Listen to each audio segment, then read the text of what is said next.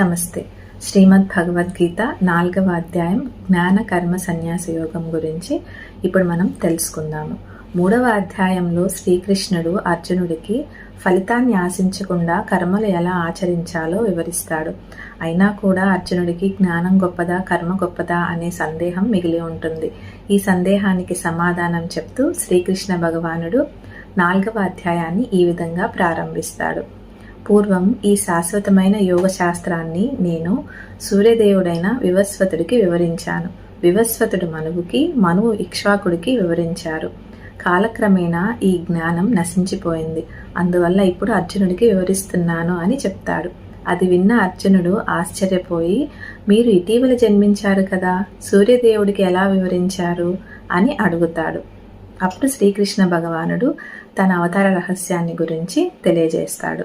యదా యదా హి ధర్మస్య గ్లానిర్భవతి భారత అభ్యుత్థాన ధర్మస్య తదాత్మానం సృజామ్యహం. అనగా ధర్మానికి ఎప్పుడైతే హాని కలిగి అధర్మం పెరుగుతుందో అప్పుడు నన్ను నేను సృష్టిస్తాను. పరిత్రాణాయ సాధూనాం వినాశాయ చతుష్కృతాం ధర్మ సంస్థాపనార్థాయ సంభవామి యుగే యుగే.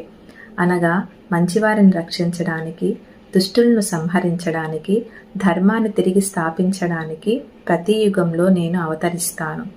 భగవంతుని జన్మ కర్మలు తెలుసుకున్న వారికి పునర్జన్మ ఉండదని శ్రీకృష్ణుడు వివరిస్తున్నాడు. కర్మఫలాలపై ఆశ లేకుండా చేసే పనిని దైవంగా భావించి చేసేవాడే నిజమైన జ్ఞాని.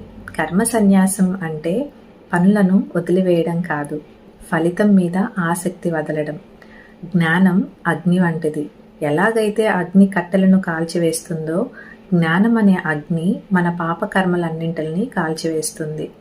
ఈ జ్ఞానాన్ని తెలుసుకొని సందేహాన్ని వదిలి కర్మయోగులుగా జీవించాలని శ్రీకృష్ణుడు అర్జునుడితో పాటు మనందరికీ ఉపదేశిస్తున్నాడు.